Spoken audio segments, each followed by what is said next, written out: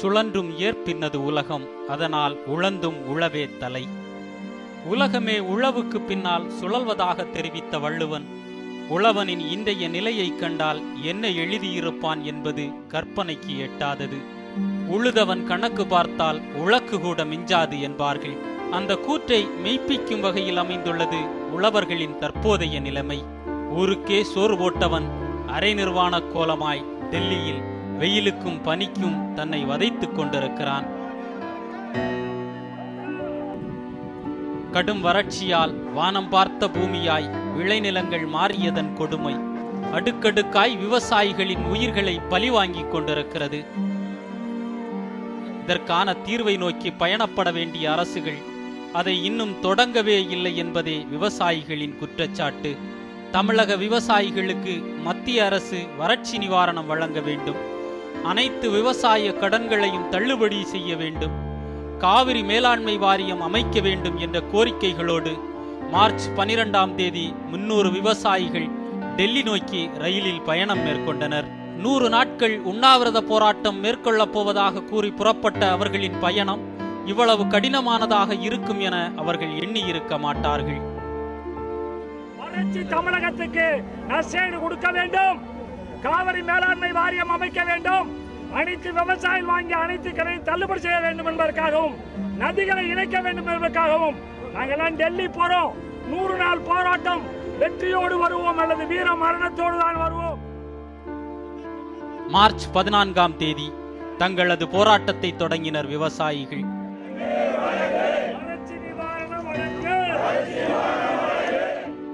ஊடக வெளிச்சமின்றி சாதாரணமாகவே தொடங்கியது இந்த போராட்டம். ஆனால் போராட்டத்தில் இருந்த உறுதித்தன்மை அவர்கள் பட்ட காயங்களின் வெளிப்பாடாகவே தெரிந்தது. அரை நிர்வாண கோலத்தில் மண்டை ஓடுகளை ஏந்தியவாறு பிரதமர் இல்லத்தின் அருகே போராட்டத்தில் ஈடுபட்டனர் விவசாயிகள். அங்கு பாதுகாப்பு பணியில் இருந்த காவல்துறையினர் அவர்களை அப்புறப்படுத்தி டெல்லி ஜந்தர் மந்தர் அழைத்து வந்தனர். நாங்கள் பிரதமரிடம் எங்களுடைய கோரிக்கை கொடுப்பதற்கு ஊர்வலமாக சென்றோம். கத்த காலத்தில் மண்டை இறந்த விவசாயியோட மண்டை ஓட்டை கட்டிட்டு போனோம், கையில் பிச்சை எடுக்க சட்டையை கட்டிட்டு போனோம், துணிமணி இல்லாமல் கோமணத்தோட ஊர்வலம் போனாங்க. போலீசார் மறித்தார்கள். எங்களை பிரைம் மினிஸ்டரையும் ஃபைனான்ஸ் மினிஸ்டரையும் அழைத்து செல்வதாக உறுதியளித்திருக்கிறார்கள். அழைத்து செல்லாம் இங்கே இந்த மரத்தில் எரித்து போட்டுருக்காங்க. மார்ச் 16ஆம் தேதியன்று விவசாயிகள் போராட்டத்திற்கு அரசியல் வெளிச்சம் கிடைக்க தொடங்கியது. திமுக மாநிலங்களவை உறுப்பினர் திருச்சி சிவா ஜந்தர் மந்தர் சென்று விவசாயிகள் போராட்டத்திற்கு ஆதரவு தெரிவித்தார். இந்தியா அடிப்படையில் விவசாய நாடு என்பதை அறிந்தவர்கள் ஆட்சிக்கு வந்தால் மட்டுமே விவசாயிகளின் பிரச்சனைக்கு தீர்வு ஏற்படும் என்றார் திருச்சி சிவா. நான் மீண்டும் மீண்டும் வலியுறுத்துவது, இந்த கடமை அதிகமாக உள்ளது மாநில அரசுக்குத்தான். நம்முடைய மாநிலத்தில் பாதிக்கப்பட்டிருக்கிற விவசாயிகளின் தீர்வுக்கு என்ன செய்ய வேண்டும் என்று தங்கள் அதிகாரத்தை முழுமையாக பயன்படுத்தினால் நிச்சயமாக இதற்கு ஒரு தீர்வு கிடைக்கும். திருச்சி சிவா வருகைக்கு பின்னரும் விவசாயிகளின் போராட்டம் மிகப்பெரிய அளவில் பேசுபொருளாக மாறவில்லை. அரசு அதிகாரிகளோ தங்களை கண்டுகொள்ளவில்லை என குற்றஞ்சாட்டினர் விவசாயிகள். நாய் குதிரைக்கெல்லாம் கூட மதிப்பு தர்றாங்க, அதை விட விவசாயிகள் கேவலம் என்ற காரணத்தினால்தான் பணியில படுத்துகளை கூட பார்க்க மறுக்கிறார்கள். போராட்டம் தொடங்கிய 6வது நாள், அதாவது மார்ச் 19ஆம் தேதி என்று முதல்தான் தமிழக ஊடகங்கள் விவசாயிகளின் போராட்டத்திற்கு முக்கியத்துவம் கொடுக்க தொடங்கின. அன்றைய தினம்தான் திமுக மகளிர் அணி தலைவர் கனிமொழி விவசாயிகளை சந்தித்து தனது ஆதரவை தெரிவித்தார். தக்க சமயத்தில் தமிழக அரசு விவசாயிகளின் பிரச்சனைகளை மத்திய அரசின் கவனத்திற்கு கொண்டு போகவில்லை என குற்றம் சாட்டினார் கனிமொழி. மத்தியில் இருக்கக்கூடிய அமைச்சர்களோ இதை பற்றி கவலைப்படவே இல்லை. விவசாயிகளை சந்திக்கும் போது கூட அவர்களுக்கு எந்த உறுதியையும் அவர்கள் அளிக்கவில்லை. மாநிலங்களவையிலே நான் இந்த பிரச்சனையை பினான்ஸ் பில் விவாதத்தின் போது எழுப்பிய பொழுது கூட மத்திய அமைச்சர் அவர்கள் அதற்கு எந்த பதிலுரையும் தரவில்லை. மார்ச் 20ஆம் தேதியன்று தங்களது போராட்ட வடிவத்தை மாற்றினர் விவசாயிகள். மத்திய மாநில அரசின் பார்வையை தங்கள் பக்கமாக திருப்ப தூக்கு கயிற்றை கழுத்தில் மாட்டியபடியும் சங்கூதியும் போராட்டத்தில் ஈடுபட்டனர் விவசாயிகள்.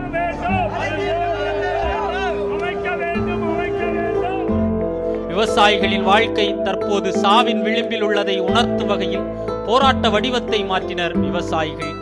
அன்றைய தினம் போராட்டத்தை கைவிடக் கோரி மக்களவை துணை சபாநாயகர் தம்பிதுரை தலைமையில் அதிமுக எம்பிக்கள் விவசாயிகளை நேரில் சந்தித்து வலியுறுத்தினர்.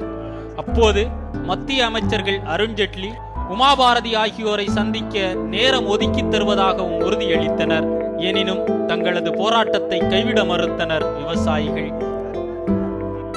நாடாளுமன்ற உறுப்பினர் நாங்கள் 50 பேர் இங்கு இருந்து கொண்டிருக்கின்றோம். ஆகவே அவர்கள் ஒன்றுபட்டு நாடாளுமன்றத்தில் மட்டுமல்லாமல் நேரடியாக அமைச்சரிடம் சென்று இவர்களுடைய குறைபாடு நீக்குவதற்கு அத்தனை முயற்சி ஏற்கொள்வோம். ஆகவே தயவு செய்து அவர்கள் இந்த போராட்டத்தை கைவிடும்போது அன்போடு கேட்டுக்கொள்கிறோம். அதன் தொடர்ச்சியாக மத்திய அமைச்சர் பொன் ராதாகிருஷ்ணன் விவசாயிகளை சந்தித்து பேச்சுவார்த்தை நடத்தினார். அவரது பேச்சுவார்த்தையின் முடிவில் போராட்டத்தை தற்காலிகமாக கைவிடுவதாக அறிவித்தனர் விவசாயிகள். ஆனால் தங்களது கோரிக்கை நிறைவேறும் வரை டெல்லியிலேயே தங்கியிருக்கப் போவதாகவும் அவர்கள் தெரிவித்தனர். நாளைக்கு எங்களை வேளாண்மைத்துறை அமைச்சரும் கூட்டிக் கொண்டு போறேங்கிறாங்க. எங்களுக்கு எங்களுக்கு வெற்றி கிடைத்தால்தான் இந்த மெட்ராஸ் விட்டு இந்த டெல்லியை விட்டே போவோம். நாங்க இல்லாட்டி அமைச்சர் முன்பாகவே சொல்லிவிட்டோம், டெல்லியை விட்டு போக மாட்டோம், எங்களுடைய மரணம் தான் இங்கே நிகழ்வு சொல்லிட்டோம். ஒரு நாள் அமைதிக்கு பின்னர் மீண்டும் தொடங்கி இருந்தது விவசாயிகள் போராட்டம்.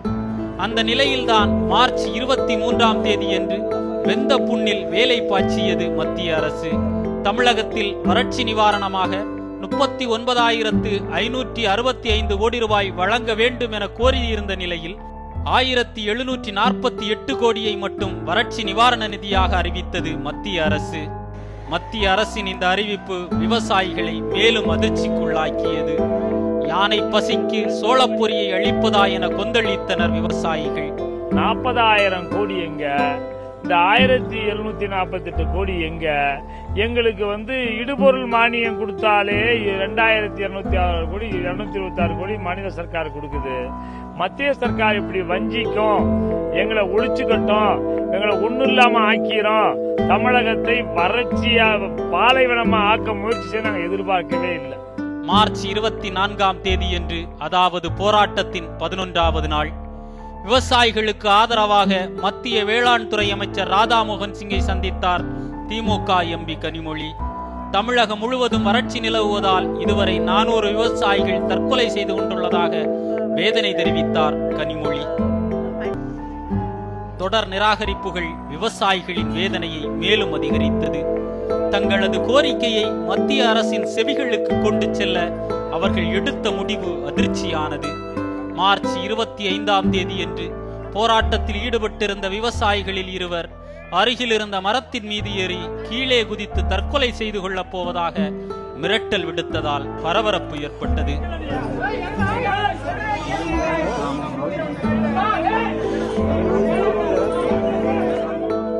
நீண்ட நேர போராட்டத்திற்கு பின்னர் மீண்டும் கீழிறங்கி வந்தனர் அந்த விவசாயிகள். தங்களை யாரும் கண்டுகொள்ளவில்லை என்றும் தங்களின் வாழ்வாதாரத்தை காக்க யாரும் முயற்சி மேற்கொள்ளவில்லை என்றும் அவர்கள் கூறியபோது பார்த்தவர் அனைவர் கண்களும் கலங்கியது. ஒரு எம்பி கூட பார்க்கணும், ஒரு இதை கூட பார்க்கணும். போனோம்னாக்கா அது கீழே உள்ள செக்ரட்டரி இந்த மாதிரி அவங்களதான் பார்த்து கொண்டு வராங்க. ஆனா போயிட்டு வராங்க. சின்ன பிள்ளைங்களுக்கு ஏதோ அழுகுற பிள்ளைங்கன்னு சொல்லி சாக்லேட் பிஸ்கட் காமிச்சு அழுவு பாடுற மாதிரி இருக்கீங்களா? விவசாயிகளின் போராட்டம் தமிழகம் முழுவதும் அதிர்வலைகளை ஏற்படுத்தியது. அதன் பின்னர் தங்களது போராட்ட வடிவத்தை நாளுக்கு நாள் மாற்றிக் கொண்டிருந்தனர் விவசாயிகள். போராட்டத்தின் 13வது நாளில் மண்டை ஓடுகளை மாலையாக அணிந்தும் ஒப்பாரி வைத்தும் நூதன போராட்டத்தில் ஈடுபட்டனர் விவசாயிகள். அன்றைய தினம் மதிமுக பொதுச் செயலாளர் வைகோ விவசாயிகளை நேரில் சந்தித்து ஆதரவு தெரிவித்தார்.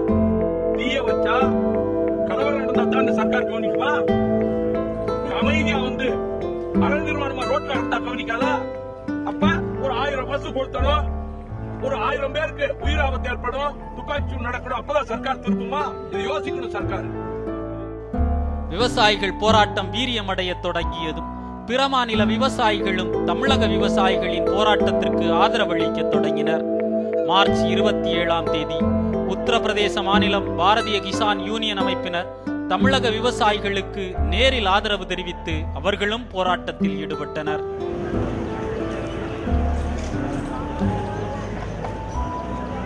விவசாயிகள் போராட்டத்தின் முக்கிய கட்டமாக அமைந்தது மார்ச் 28ஆம் தேதி. அன்றைய தினத்தில் தமிழகத்தின் முக்கிய தலைவர்கள் பலர் விவசாயிகளை சந்தித்தனர்.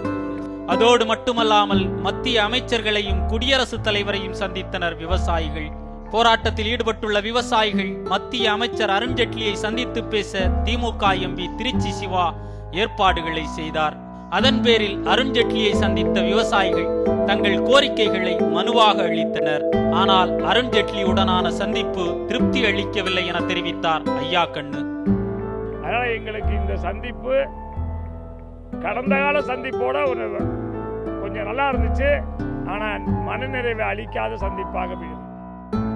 அன்றைய தினம் காலையில் விவசாயிகளை இரண்டாவது முறையாக சந்தித்தார் மக்களவை துணை சபாநாயகர் தம்பிதுரை.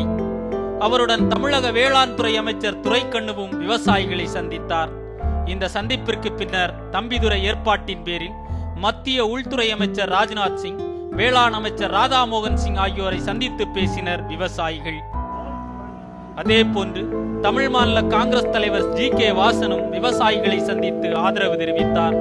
அதோடு மட்டுமல்லாமல் விவசாயிகள் பிரச்சனை தொடர்பாக குடியரசுத் தலைவர் பிரணாப் முகர்ஜியை சந்தித்து பேசிய அவர் வறட்சி நிவாரணம், விவசாய கடன் தள்ளுபடி உள்ளிட்ட கோரிக்கைகள் அடங்கிய மனுவையும் பிரணாப்பிடம் வழங்கினார். ஜனாதிபதிக்கு அவரிடம் நேரடியாக அழைத்து சென்று உண்மை நிலையை எடுத்து கூறி அவர்களுக்கு நம்பிக்கையை ஏற்படுத்தியிருக்கிறது. அதன் அடிப்படையிலே நல்லது நடக்கும். விவசாயிகளின் போராட்டம் தீவிரமடைய தொடங்கியதும் தமிழகத்திலும் ஆங்காங்கே டெல்லியில் போராடும் விவசாயிகளுக்கு ஆதரவாக போராட்டங்கள் வெடிக்க ஆரம்பித்தன. சென்னை மெரினா கடற்கரையில் மாணவர்கள் போராட்டத்தில் ஈடுபட்டனர். போலீசாரின் அறிவுறுத்தலின் பேரில் மாணவர்கள் அங்கிருந்து கலைந்து சென்றனர்.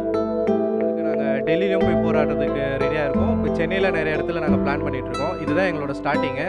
அங்கே முன்னாடியே விஷயம் தெரிஞ்சு போலீஸ் எல்லாம் குவிச்சிட்டாங்க. ஸோ அதனால் நாங்கள் இங்கேருந்து ஸ்டார்ட் பண்ணோம்.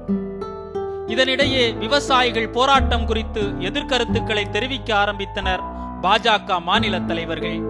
டெல்லியில் போராடி வரும் விவசாயிகள் மத்திய அரசை மட்டும் குறை சொல்லி போராட்டம் நடத்துவதன் நோக்கம் என்ன என ட்விட்டரில் கேள்வி எழுப்பி இருந்தார் மத்திய அமைச்சர் பொன் ராதாகிருஷ்ணன். சிலரின் தூண்டுதலின் பேரில் விவசாயிகள் போராட்டம் நடத்துவதாகவும் குற்றம் சாட்டினார் அவர். மத்திய அமைச்சரின் இதே கருத்தை பிரதிபலித்தார் தமிழக பாஜக தலைவர் தமிழிசை சவுந்தரராஜன். தமிழக விவசாயிகள் உள்நோக்கத்துடன் டெல்லியில் போராடி வருவதாகவும் மத்திய அரசுக்கு குறிப்பிட்ட கால அவகாசம் அளிக்காமல் டெல்லியில் விவசாயிகள் போராட்டம் நடத்துவதாகவும் குறிப்பிட்டார் தமிழிசை. ஆக உள்நோக்கத்தோடு சில பிரச்சனைகளை அவர்கள் எடுத்து செல்கிறார்கள். இன்னும் சொல்ல போனால் விவசாயிகளுக்கு ஆதரவாக மத்தியில் ஒரு ஆட்சி நடக்கிறது என்றால் அது பாரதிய ஜனதா கட்சி ஆட்சி. பாஜகவினரின் குற்றச்சாட்டிற்கு வருத்தத்துடன் பதிலளித்தார் ஐயா கண்ணு.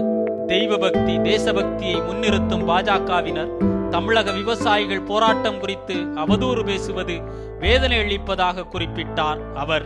நாங்க யாருடைய தூண்டுதலையும் வரவே இல்லை. இங்க எங்களுடைய நோக்கம் எல்லாம் என்னன்னா, கடுமையான வறட்சி, 1 கோடி ஏக்கர்ல பயிரெல்லாம் காஞ்சி போச்சு. இந்த பயிர்களுக்கு நஷ்டஈடு கேட்கிறோம். நீங்க இன்புட் சப்சிடின்னு சொல்லி இடுபொருள் மானியம் சொல்லி கொடுத்தா எங்களால தாங்க முடியாது. போராட்டத்தின் 16வது நாளில் தங்களது வாயில் பாம்பு கரியை கவ்விய வண்ணம் போராட்டத்தை தொடர்ந்தனர் விவசாயிகள். அன்றைய தினம் போராட்டத்தில் ஈடுபட்டிருந்த விவசாயிகளை விடுதலை சிறுத்தைகள் கட்சி தலைவர் தொல் திருமாவளவன் சந்தித்து ஆதரவளித்தார். விவசாயிகளின் கோரிக்கைகளுக்கு மத்திய அரசு உடனடியாக செவிசாய்க்க வேண்டும் என அவர் கோரிக்கை விடுத்தார். இவற்றையெல்லாம் தமிழக அரசின் கவனத்திற்கும் கொண்டு சென்ற விவசாயிகள் இப்போது இந்திய அரசின் கவனத்திற்கு இதை கொண்டு வர வேண்டும் என்கிற அடிப்படையில் தான் இந்த அறவழி போராட்டத்தில் ஈடுபட்டு வருகின்றனர். இதனிடையே போராட்ட களத்தில் உண்ணாவிரத போராட்டத்தில் ஈடுபட்டிருந்த விவசாயி மகாதேவன் என்பவர் உடல்நிலை பாதிக்கப்பட்டு உடனடியாக மருத்துவமனையில் அனுமதிக்கப்பட்டார். உணவு கூட எடுத்துக்காம இருக்கிறதுங்கிறது உங்களுடைய போராட்டத்தை ஒரு பலவீனப்படுத்தாதா? அதெல்லாம் ஒன்றும் பலவீனப்படுத்தாத. அப்படி ஏதாவது உயிர் தான் உயிர் போனது படம் தான் மோடி செய்வாருன்னா என் உயிர் தான் தியாகம் பண்ண தயாரிக்கிறாங்க ஐயா. தமிழக விவசாயிகளின் டெல்லி போராட்டத்தை மத்திய அரசு கண்டுகொள்ளவில்லை என்ற குற்றச்சாட்டுகள் தீவிரமடைய தொடங்கியது. அதன் ஒரு பகுதியாக தமிழகத்திலும் போராட்டங்கள் தொடர ஆரம்பித்தன. சென்னை மெரினாவில் 2வது முறையாக மீண்டும் போராட்டம் வெடிக்க ஆரம்பித்தது. போராட்டத்தில் ஈடுபட்டவர்களை கலைக்க காவல்துறையினர் முயன்றபோது இளைஞர்கள் கடலில் இறங்கி தங்களது எதிர்ப்பை பதிவு செய்தனர். காவல்துறையினர் நெருங்க இளைஞர்கள் கடலுக்குள் சென்று கொண்டிருந்தனர்.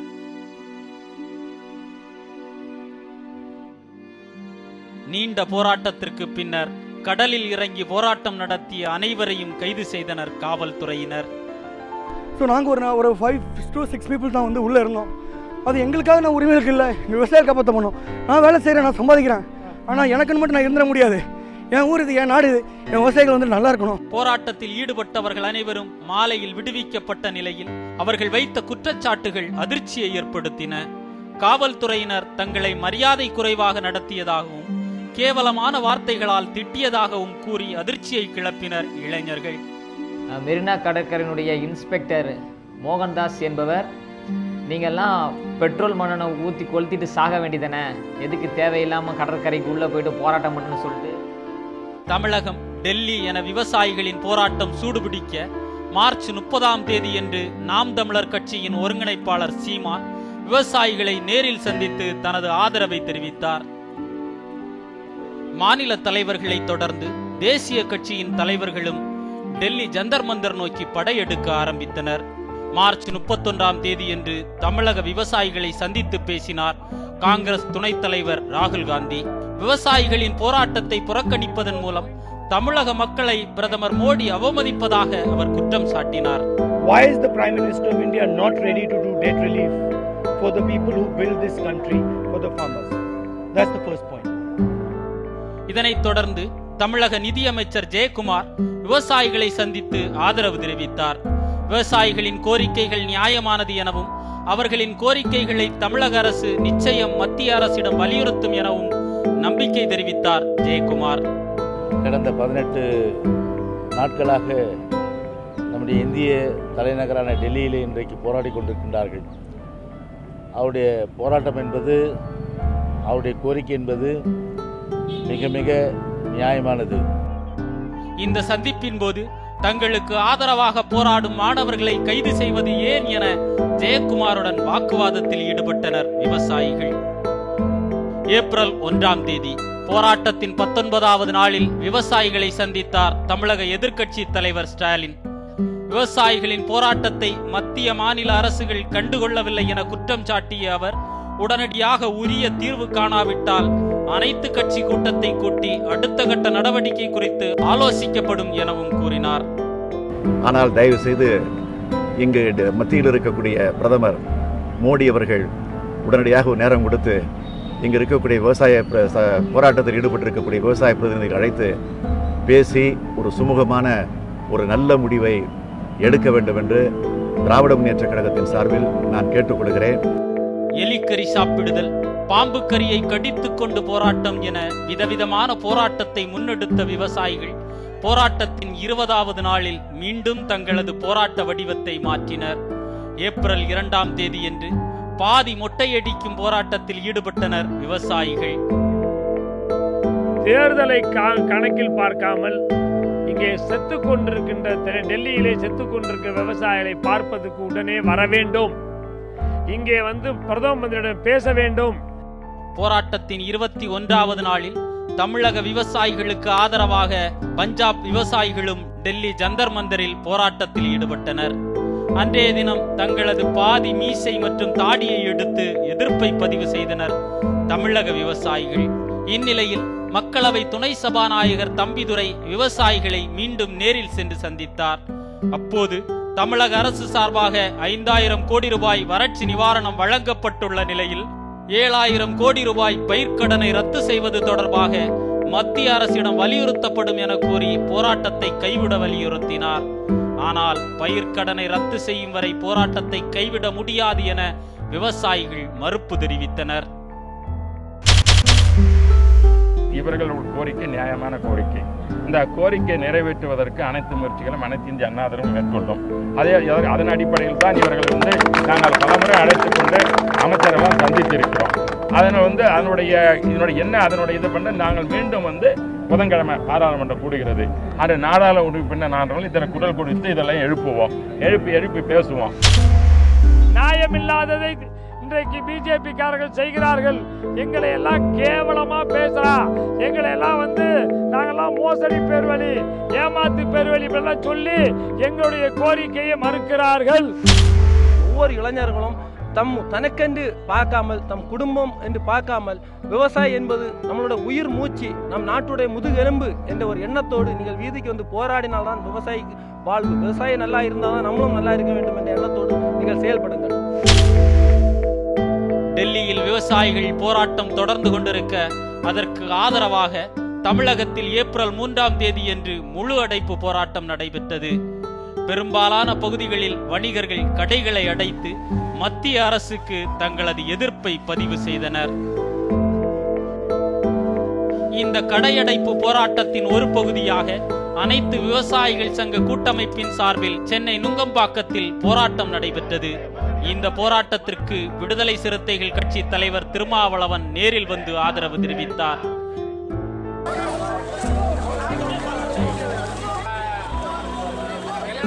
இதனிடையே தமிழகத்தை தொடர்ந்து புதுச்சேரியிலும் விவசாயிகளின் டெல்லி போராட்டத்திற்கு ஆதரவு அதிகரிக்க தொடங்கியது. புதுச்சேரியில் விவசாயிகளுக்கு ஆதரவாக அம்பேத்கர் சட்டக்கல்லூரி மாணவர்கள் கடலில் இறங்கி போராட்டம் நடத்தினர். எங்கள் போராட்டம் இதுக்கு சரியான நடவடிக்கை எடுக்காத பட்சத்தில் எங்கள் போராட்டம் மாணவர்கள் எழுச்சியா மாறதுக்கு வாய்ப்பு இருக்குது. நாங்கள் தொடர் போராட்டம் நடத்துக்கு திட்டமிட்டு இருக்கோம். தமிழக விவசாயிகளின் நிலை தலைகீழாக உள்ளது என்பதை உணர்த்தும் வகையில் போராட்டத்தின் 22வது நாளில் தலைகீழாக நின்று போராட்டத்தை தொடர்ந்தனர் விவசாயிகள். மத்திய அரசு நிவாரணத் தொகையை வழங்கும் வரை போராட்டத்தை கைவிடப் போவதில்லை என உறுதிபட தெரிவித்தனர் விவசாயிகள்.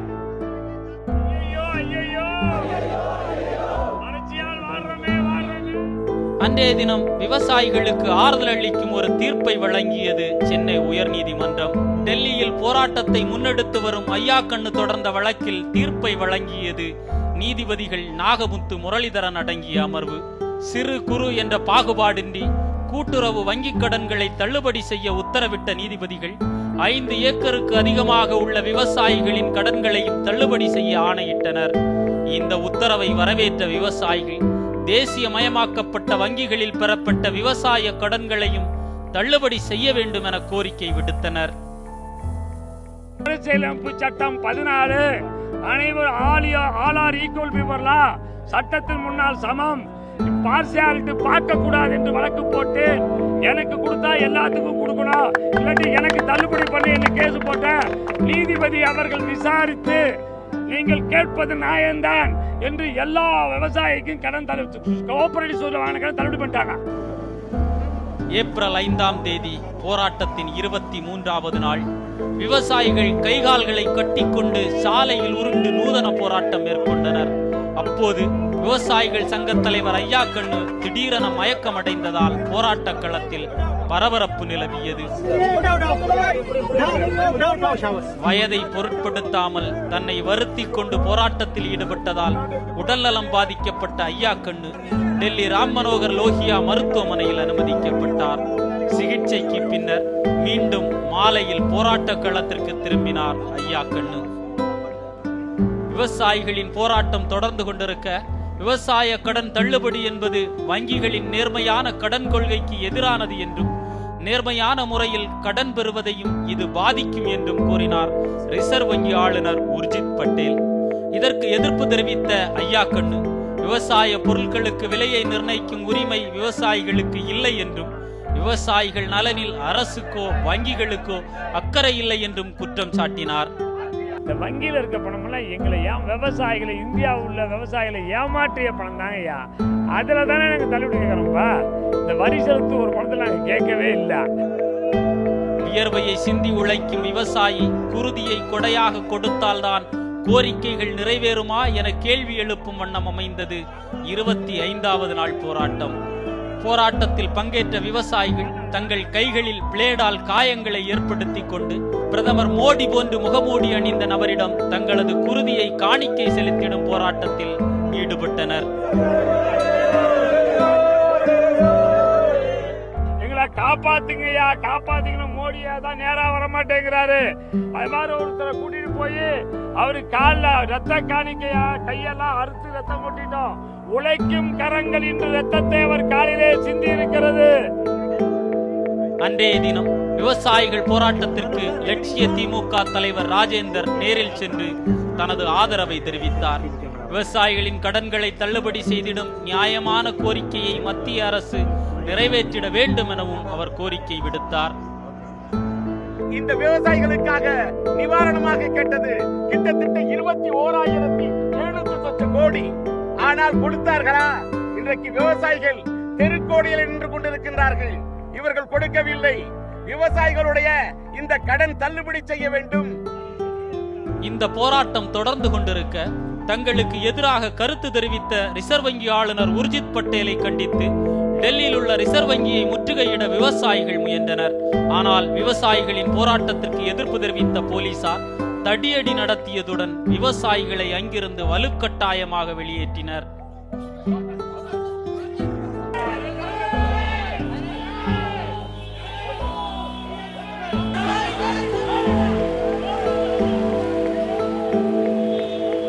நிழலை அள்ளி வழங்கும் மரங்கள் நிழலை தேடுவதைப் போல் வாழ்வாதாரத்தை தேடி தலைநகரில் தலைமுறைக்கான போராட்டத்தை நடத்தி கொண்டிருக்கின்றனர் தமிழக விவசாயிகள்.